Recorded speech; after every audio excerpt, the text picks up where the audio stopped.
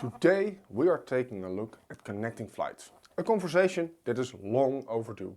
Somewhere last year we've received a package by the mail and we didn't get around to unboxing, playing and reviewing it. But now we can do a review.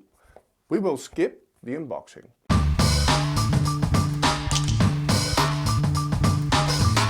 This game has a solo/co-op mode and a versus game.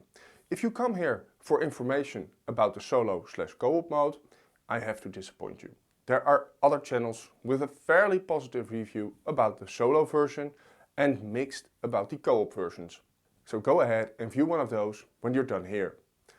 I have played the versus mode several times now and am thus ready to blow your mind. In Connecting Flights, your goal is to move airplane passengers from location A to location B. It's a game from 2 to 5 players and published by Bazzite games. The winner is the player with the highest income pre-tax after 10 rounds. The game can be described as an engine builder, with an auction system for planes, passengers and airports. When you start the game, you draw an event card. Some events will trigger directly, others in another stage of this round.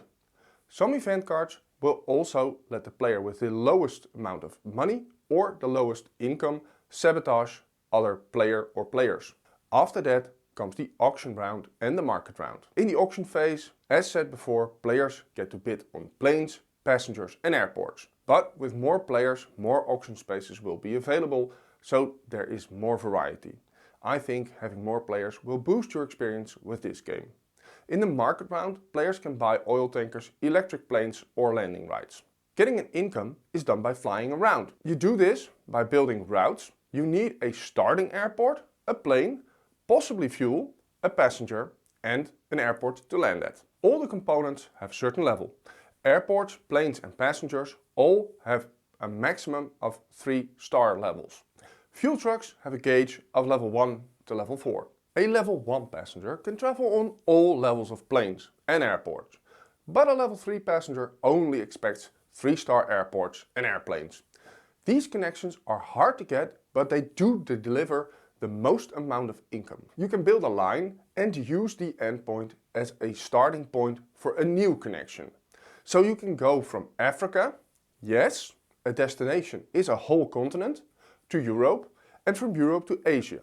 If you do this, you do need passengers and planes. Yes, planes, not one but multiple. And if these planes run on fuel, the distance between continents requires more fuel. But one fuel truck for a connection is enough.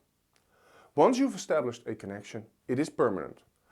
For whatever reason, the passengers always travel the same routes. So now you have a stable base of income. If your income is low, the game will subsidize you. This can be seen on the track that tracks the player's income.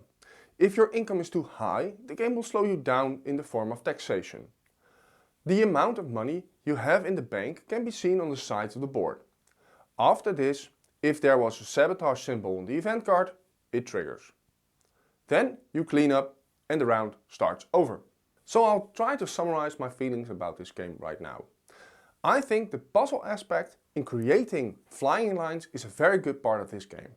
It lets you try to plan ahead and it gives you a U-turn if the cards you need are bought up by other players or they didn't show in the auction phase at all.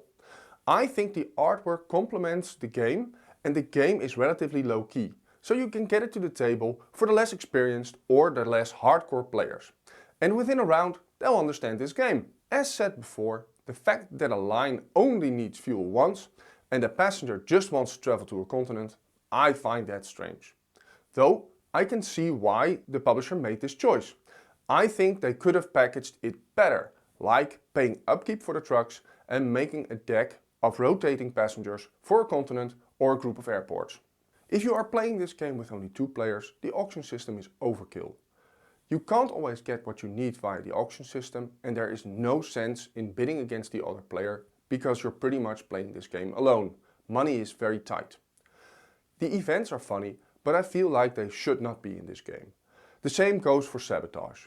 They were able to make them feel integrated, but you still realize that it just doesn't make any sense. The game plays pretty smoothly, But I have to say that when playing the game, I didn't get a smile from ear to ear.